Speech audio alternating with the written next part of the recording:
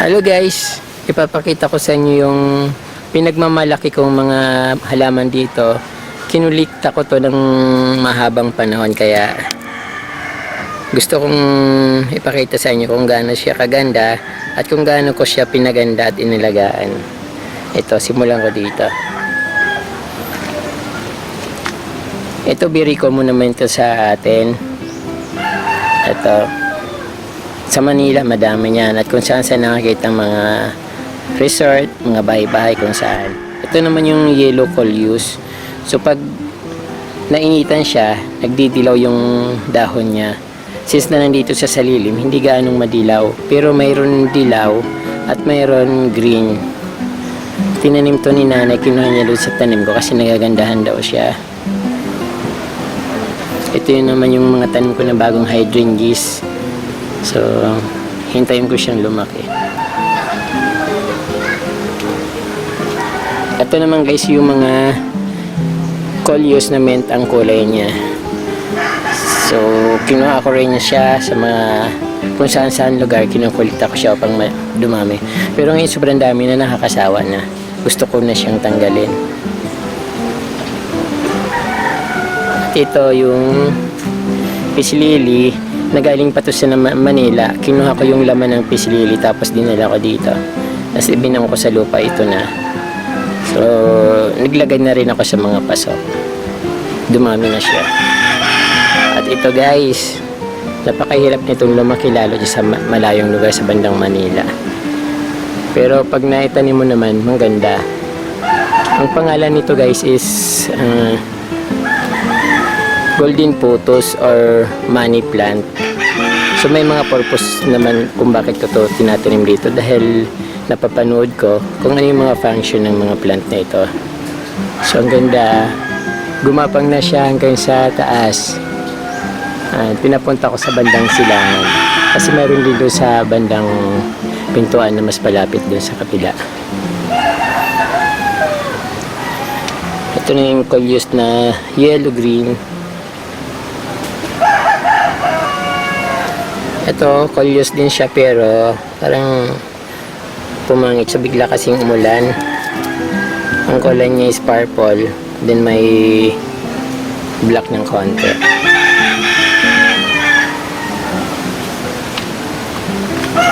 At ito, very common naman to kung saan sa nakikita. Ito guys, binigay ito sa akin ng kapatid ko. Tawag dito is shamrock purple. Marami na ako nitong napadami. Yung iba pinamigay ko na rin, at yung iba syempre nandito pa rin. Yung pinag-iwa-hiwalay ko lang siya. May mas maganda pang nakuha ko dito, purple shamrock. Ito guys, common din naman to sa atin eh. Hindi ko alam kung anong pangalan niya. Tapos ito, the same nung pinakita ko malaking daon, yung golden pothos or money plant. Gumagapang na rin siya. Itaninim ko siya sa bamboo na pinutol-putol ko dito sa ilalim. Ano, so medyo luma na, kaya medyo umitim na. At ito ulit yung golden pothos or money plant na pang paswerte raw. Siyempre nasa pinto siya, tamang-tama, pasok na pasok yung swerte talaga. Ayan, inulo na ng nahulugan ng mga bokbok. Ganda guys, tamang-tama sa pintuan ko. So pag humaba siya, papagapakin ko siya sa pataas, so may pinto ng kubo. Tapos pag ganun dito, ayan, kung saan ko siya papagapangin niya, parang pinto. Ito naman guys yung money tree. Ayan, tinanim ko rin siya. Yung buto niya is galing sa Manila din, sa kaibigan ko. Yung sabi sa feng shui, kapag iwa-hiwalay daw, so hindi magbibigay ng swerte, at least daw tatlo. So ginawa, tatlo naman siya. Tapos ginawa ko ng, gusto ko siyang itirintas pero hindi ko alam, natatakot ako baka magkabali-bali. So ganyan na lang. Okay din naman siya, at least tatlo pa rin siya at magkakadikit. Dapat daw together. So together siya ang tatlo. At ito guys, yung tinanim ko lang kailan, ito galing to ng Baguio. Ang tawag dito is spider plant. Mayroon din siyang function. So, kadalasan sa mga tinatanim ko dito, mayroon siyang function sa buhay natin. Maganda raw ito pang hanging garden. At nag-filter siya ng mga ng hangin para maging malinis. Ng mga carbon dioxide ba. So, nagbibigay din daw to ng positive sa buhay natin. Ito naman, yung coleus na magandang dahon ito guys. Pero, pinutol ko siya kasi masyado ng matangkad, mataas. So, dahil pinutol ko siya, magbubloom siya ng mas maraming sanga. Ayun o. Dumadami na siya. Ito naman guys, common naman to sa atin. So actually karamihan na nakikita ko nito sa Manila is ginagawa nilang anong tawag doon? Indoor plant. Sa mga mayayaman, nakikita ko yung indoor plant. Pero dito sa amin kung saan lang tinatanim yun. Ito. Nakita ko maraming ganyan sa Soler. Kung saan mga hotel. Kasi nagbibigay raw siya ng good vibes. Lalo sa mga casino.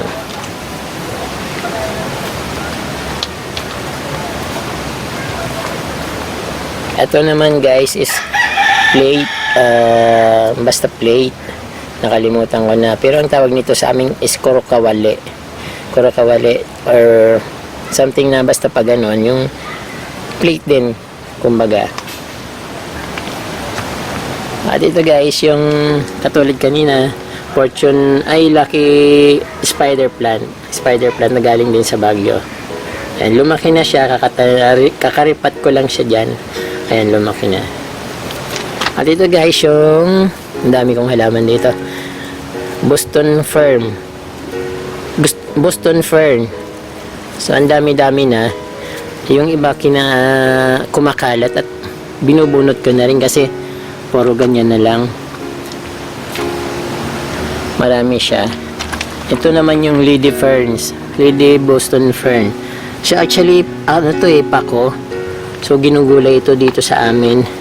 Pero tumubo. Since wild naman siya, kahit saan naman tumutubo. Hindi ko na lang siya bubunutin.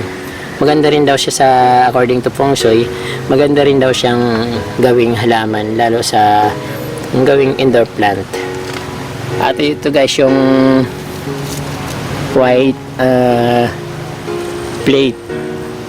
plate na halaman. Alam ko plate yung, basta yung tawag kasi sa amin is korokawali or kawali. Ayan. At ito guys yung makukulay kong halaman. Actually mas maganda to pag summer, pag tag-ulan nagkakasakit siya katulad nito. Binabahayan ng mga uod sa loob. Nagiging parang kumukuluntoy. Ang tinatanggal ko na lang kasi nakakasira din ng pagandahan siya. At guys, tingnan, ang ganda, di ba? Ayan, coleus. Iba-ibang pangalan. Ay, iba-ibang variety. Iba-ibang variety, pero magkakasing na plant. So, marami ang collection yan. Kaso, namatay din yung iba. Ito. Maganda to, kulay. Hindi ko alam, kulay peach or something, kulay pink. Kasi ito naman yung Boston Fern na maliliit. Ito guys, kinuha ko to sa Manila.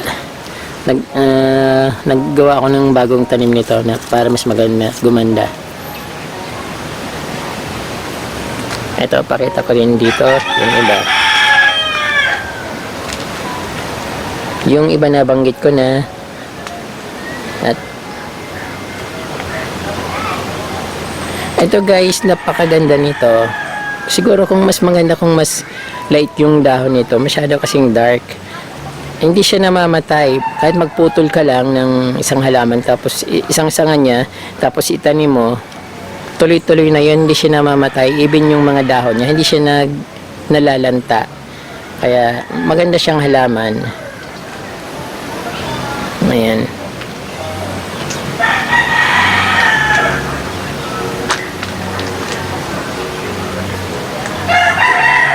Ito naman, akala ko nito orchids. Pero Bio or Bio ang tawag nito sa amin. Maganda rin naman siya. Kaso hindi naman namumulaklak. Hanggang ganyan lang siya. Tapos palago ng palago. Maganda rin tingnan. At ito yung may orchids akong tinanim dito. So, actually is wild orchids. Kapag namumulaklak siya, is one day lang talaga. So, matagal mo siyang hinintay para magbulong yung bulaklak. Tapos, sa isang iglap lang wala na. So, one day lang talaga yung bulaklak niya. Ano, pero maganda siya, puting-puti.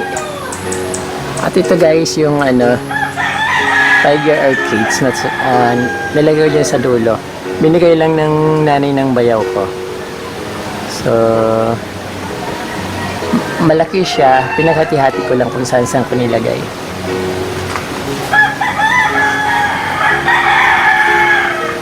Ang dami kong halaman dito. Yung isa kong Bio, natakpan na siya ng mangga. At tinanim ko rin to. At hindi na masyadong nakikita. Kailangan linisin. Natatalo siya ng mga sanga.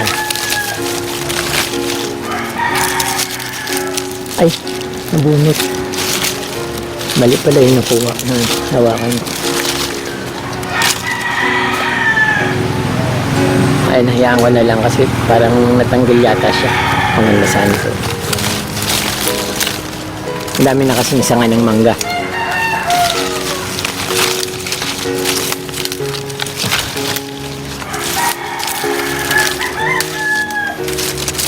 Ayan.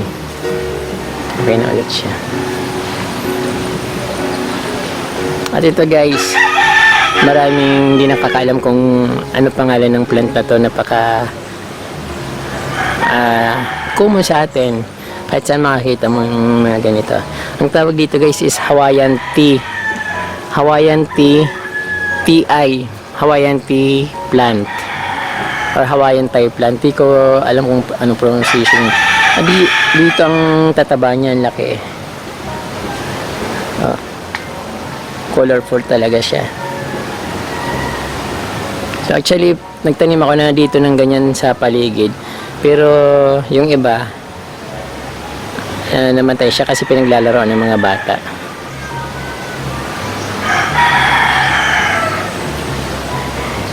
At ito pa siya.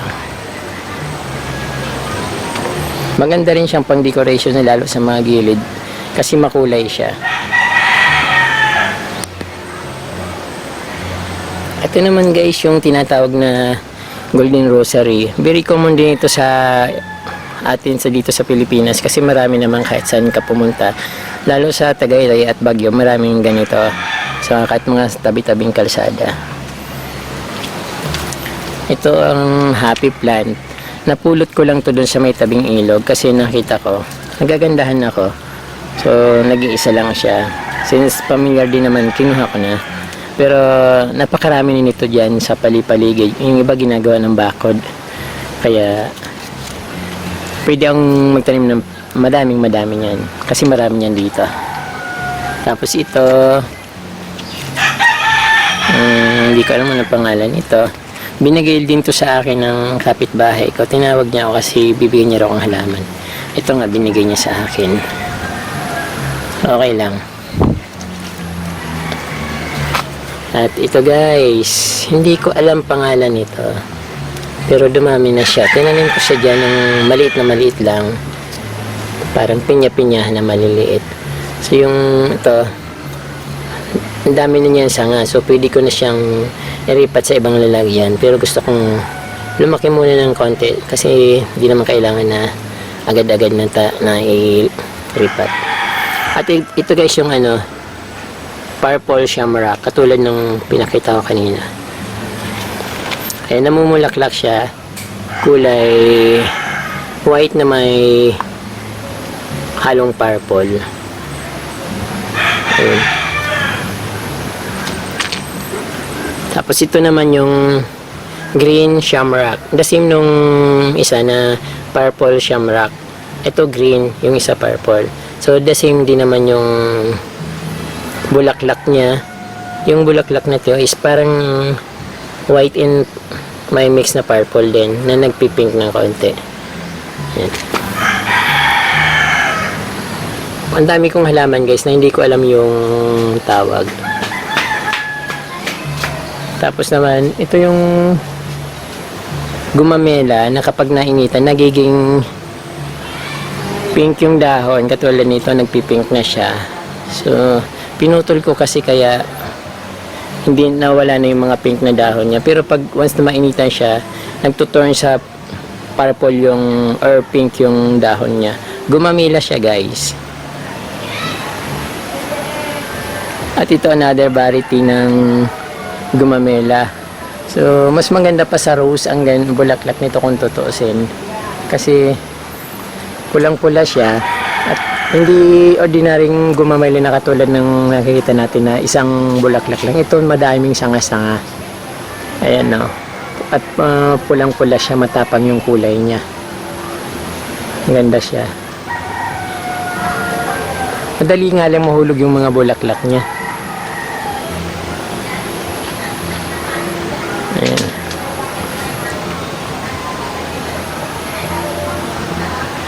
Mas mataas pa sa akin. Ito naman guys, ito galing to ng Manila, pero hindi ko alam kung paano ko siya itanim. Isang piraso lang dinala ko nito galing sa friend ko. Tapos nilagay ko siya dito sa ginawa kong parang hanging garden na yung bio, yung katulad nung parang orchids na hindi naman siya namumulaklak. So yan ang una-una kong ginawang sinabit na halaman at yung pinakauna kong ginawang garden na halaman dito.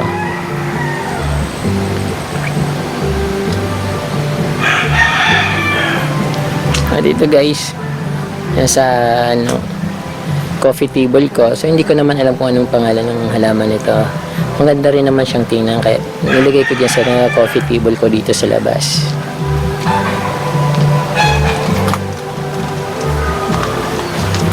Yan. Ito, hindi ko alam ang tawag sa halaman ito. Ang dahon niya ay parang malunggay. So parang gustong gusto ko siyang magkaroon ng ganyan. Matagal ko nang binabalak ito. Tapos matagal ko nang binabalak namin sa kapitbahay ko. Tapos yun, sinabi ko dun sa pamangkin ko na ihingi niya ako. Tapos yun, hiningi niya naman at dinala sa akin. Lumalago na siya. Mga 1 week ko pa lang siyang tinanim. At mayroon pa dito guys. Interesting, diba? Hindi ko alam kung anong pangalan ng halaman nito. Pero binigay to sa akin ang liit-liit. Hindi, parang nilagay ko lang siya dyan. Yung iba nakikita ko nagagandahan ako, pero kasi dito parang pinabayaan ko lang. Mas nilagay ko lang sa gilid. Kasi wala nang ibang malagyan, wala nang matataniman. Ayan, napabayaan ko ng konti. Pinabayaan ko talaga siya, pero nag-bloom naman siya, malaki na siya. Maganda rin naman.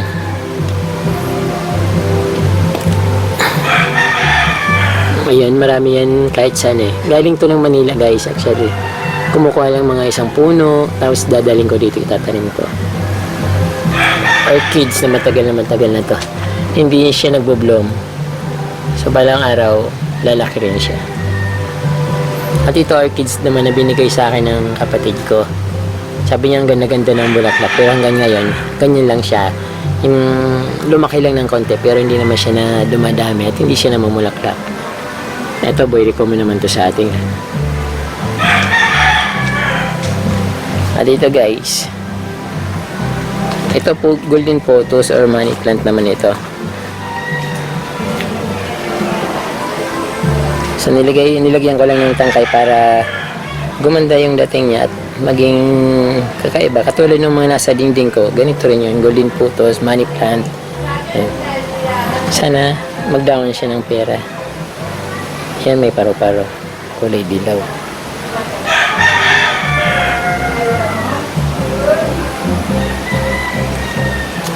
At ito guys, yung ulit yung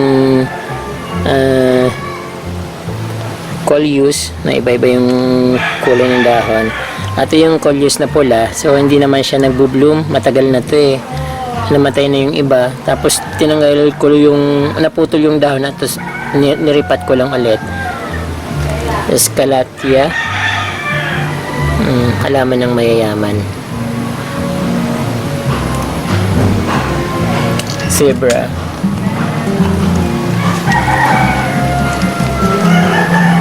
pala guys, purple with maroon. Pink, peach sa gitna, tapos maroon yung nasa labas niya.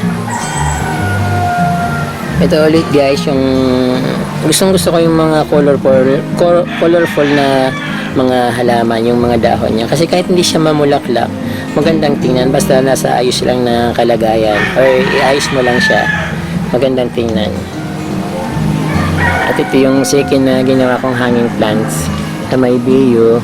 At ito, medyo kinakabahan ako maghawak dito guys, kasi kanina may ahas nakita ng kapatid ko. Galing daw dito sa halaman na ito, tumalon pababa. So hindi ko alam kung paano siya nakarating dyan. Kulay green daw.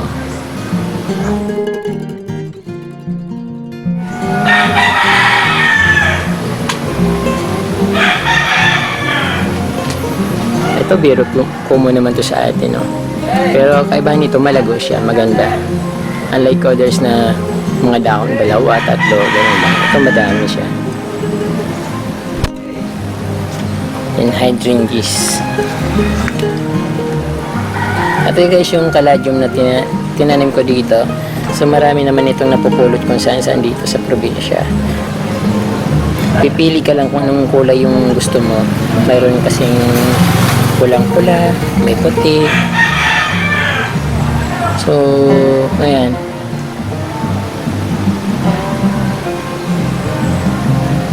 Ang dami kong halaman dito. Ito naman pag namulaklak to, maganda yan. Kulay orange na pula.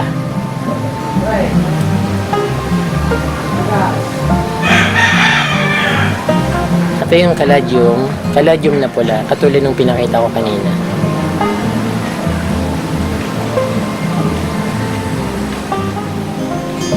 At ito yung mother plant ko dito. Siyang pinakamalaki.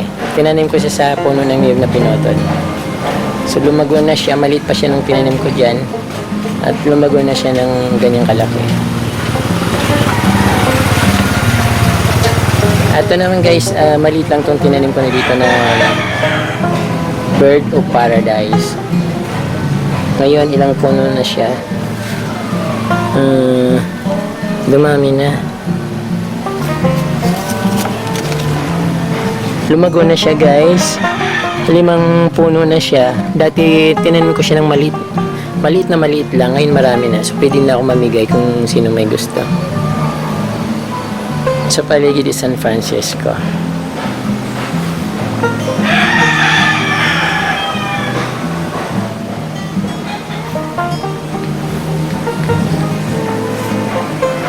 Ito yung orchids na wild.